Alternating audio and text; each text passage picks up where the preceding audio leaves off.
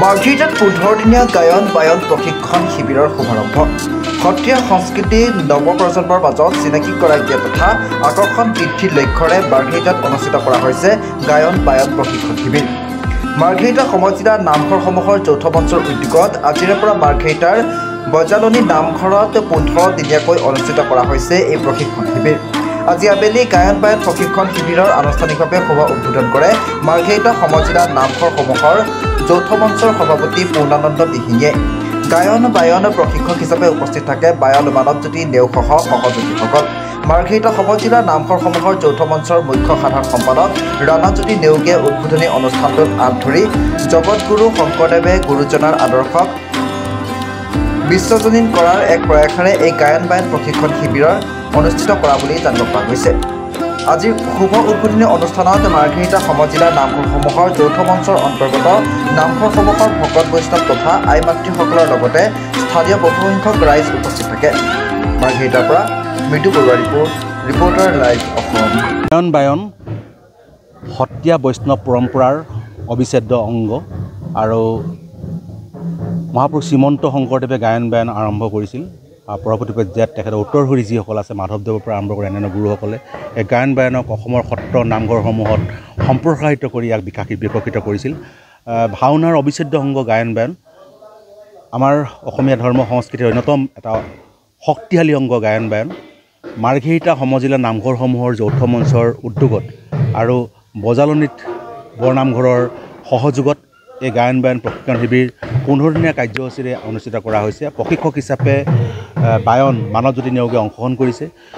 এতিয়া গৰম বন্ধৰ সময়, স্কুল কলেজ সকলো বন্ধ। এনে পৰিস্থিতিৰ মাজত নতুন প্ৰজন্মক অসমীয়া সংস্কৃতিৰ লগতে বৈষ্ণৱ সংস্কৃতিৰ সৈতে তেখেতক চিনাকি কৰাই দি ধৰ্ম সংস্কৃতি ৰক্ষা কৰাৰ যি আমি এটা কুচকাৱাজ বা ধৰ্মীয় সংস্কৃতি ৰক্ষা কৰাৰ যি প্ৰচেষ্টা, মহাপুৰুষ শ্ৰীমন্ত শংকৰদেৱৰ যি নাম ধৰ্মক আমি বিশ্বজনীন আদৰ্শৰূপে ৰূপান্তৰ কৰাৰ বা পৰিণত কৰাৰ বিশ্বজনীন যাত্ৰাত আমি ত্বৰান্বিতকৰণৰ কাৰণে এই এটা প্ৰয়াস।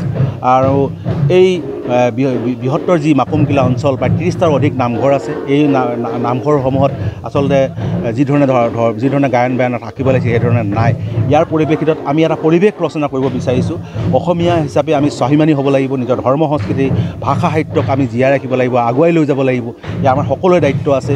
অসমৰ সকলো গাঁৱে ভূঞে নগৰে চহৰে গায়ন বায়নৰ প্ৰশিক্ষণ হ'ব লাগিব, ধৰ্ম সংস্কৃতিৰ চৰ্চা হ'ব লাগিব, ভাষা সাহিত্যৰ চৰ্চা হ'ব লাগিব।